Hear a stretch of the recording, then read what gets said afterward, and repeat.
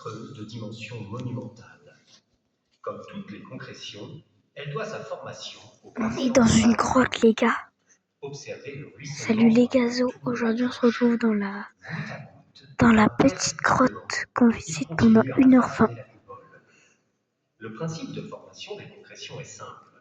En traversant les roches, chaque gouttelette dissout et emporte avec elle une infime quantité de calcaire, précisément du carbonate de calcium. Lorsque la goutte d'eau se retrouve à l'air libre, le calcaire qu'elle transporte se solidifie et forme un petit dépôt au plafond de la grotte. C'est le début d'une stalactite. Le même phénomène se produit au sol. En tombant, l'eau dépose à nouveau des particules minérales qui donneront naissance à des stalagmites ou à d'autres types de concrétions aux formes plus arrondies. Le processus prend plusieurs siècles pour former une concrétion. Parmi les merveilles de cette salle, remarquez sur votre gauche cette grande stalagmite blanche que nous appelons ici la mosquée. Un peu plus loin, une stalagmite à 2 pointes surnommée le minaret. Regardez maintenant au-dessus de vous. Ce plafond exceptionnel sculpté par l'eau. Vous observez, d'une part, une partie lisse et encaissée qui est la trace de l'eau primitive de la rivière, et d'autre part, la surface en rapiase, un aspect spongieux creusé de sillons, évoque, pour certains, la voûte gothique ouvragée d'une cathédrale anglaise. Pour être un petit peu plus précis de la trace que vous avez au-dessus de vos têtes, on appelle aussi cela le chemin de goutte. Il s'agit simplement de la première trace qu'a laissée la rivière souterraine en se faisant un chemin dans ses grottes. Or, rivière qui avait pour origine une galerie que l'on ira retrouver tout au fond du premier étage. Rivière qui nous traversait de part en part ses grottes pour ensuite se jeter dans le gouffre que l'on ira visiter plus tard au cours de la visite. On va maintenant pouvoir s'avancer après avoir vu les stalactites et les stalagmites. On va les découvrir de les colonnes. J'essaie de regarder la vidéo avec moi aussi. Wesh, la lumière là-bas, il bug sa mère. Par contre, il va falloir que tu évites de montrer ta tête vu que je suis en vidéo YouTube, les gars. Les gars, on est dans une grotte. Je capte assez. Je suis en train de capter dans une grotte. Théma, la taille de la truc, c'est une bête. C'est une bête. Regardez. C'est des stalactites. Des stalactites. Ouais. Attendez, j'ai pas le droit de vous montrer tout le monde. Là, il y a de l'eau. Ici, il y a de l'eau.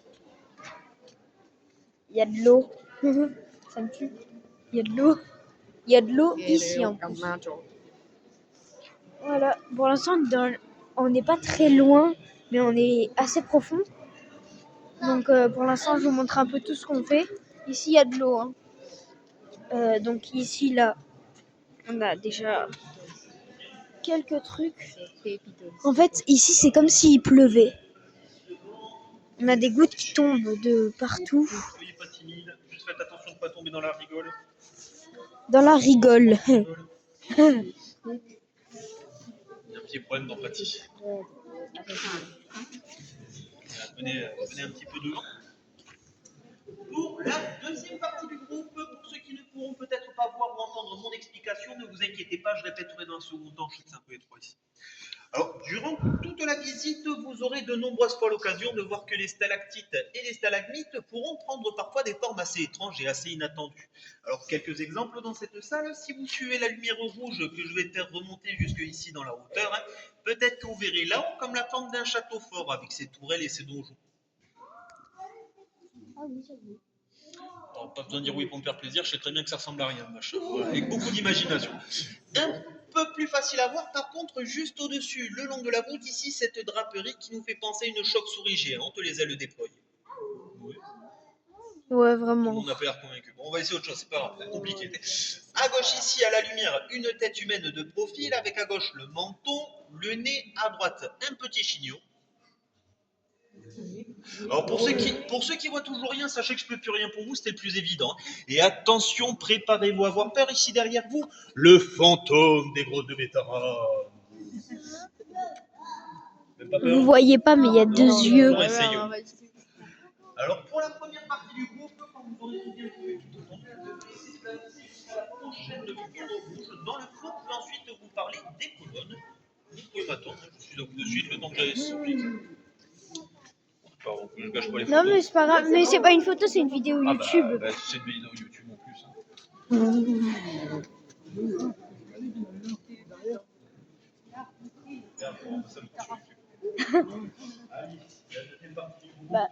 Ninon, Ninon, je te vois pas, tu disparais. Elle a disparu, les gars. Et avec tout le monde, j'ai cru que c'était quelqu'un d'autre. Oh, les gars, les stalactites vont bientôt pouvoir se toucher, là. Elles vont s'amuser ensemble. Les gars. Wesh. Wesh. Attendez, je marche.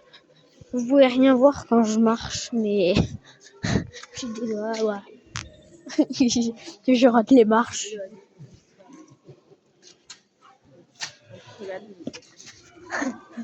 Il y a tellement de monde dans la grotte, les gars.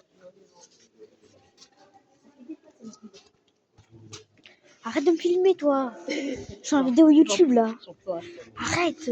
Je suis en vidéo YouTube, là.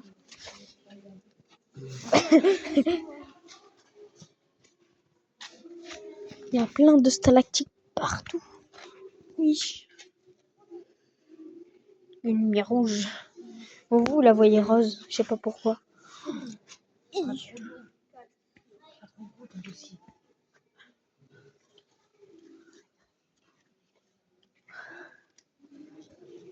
Elle est trop belle.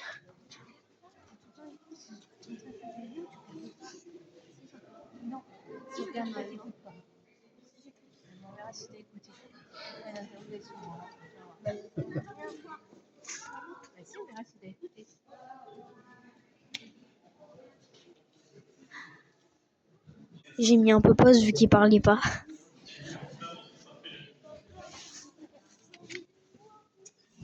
Alors, moi ici, je vais vous parler de la formation que vous avez devant vous, la colonne géante.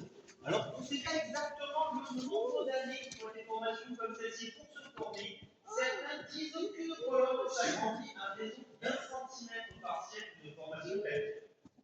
Alors, 1 cm tous les 100 ans, gardez en tête même qu'il s'agit d'une grande moyenne, mais si tel est le cas, je vous laisse observer ce montre de calcaire et ne serait-ce qu'imaginer le temps qu'il aura fallu pour atteindre cette taille. Alors, une colonne, c'est tout simplement quand une stalactite et une stalagmite finissent par se rejoindre. Vous avez derrière en face un tel exemple de colonne en formation ici. Alors, pour celle-ci, il y a un petit jeu, sachant qu'il manque une cinquantaine de centimètres entre les deux et qu'il faut environ 1 cm par siècle pour se former. Je vais vous laisser faire vos calculs pour savoir le nombre d'années qu'il faudra à cette colonne pour se souder. 4. Ne vous inquiétez pas, je vous donne la réponse. 50. Ben oui, c'est pas Il n'y a pas simple. 50 cm là. Et si, il l'a dit. Alors, le temps d'y réfléchir, ou pas, puisque de toute manière, je vais vous donner la réponse. Les premiers, je vais vous laisser vous avancer maintenant dans la prochaine salle. Tout, s'il vous plaît, ne pas tomber dans les petits bassins. On va pas tomber dans les bassins, les gars. Ce serait un peu dommage. Il y a une corde, les gars. Pardon. Wesh. Attention. C'est géant, les gars. Vous vous disiez pas, mais ici, il y a des gouttes d'eau qui tombent toutes les 5 secondes. À cause de l'eau qu'il y a au-dessus. Vu qu'au-dessus de nous, il y a de l'eau. Hein. Il y a une petite rivière. Vu que nous, on est dans des grottes, les gars. Oh, c'est immense. Je sais pas si vous voyez. Ici, il y a des mini bassins d'eau. Non, vous voyez rien. Ici, il y en a un géant. On dit des trucs. Pas marcher dans les deux. Ouais, c'est géant. C'est ces petits barrages que vous avez un petit peu partout. C'est ces phénomènes-là qui fait ces petits bassins. Est-ce que vous allez bien? Oui. J'essaie de gagner du temps. Je n'ai pas gagné autant que j'aurais voulu.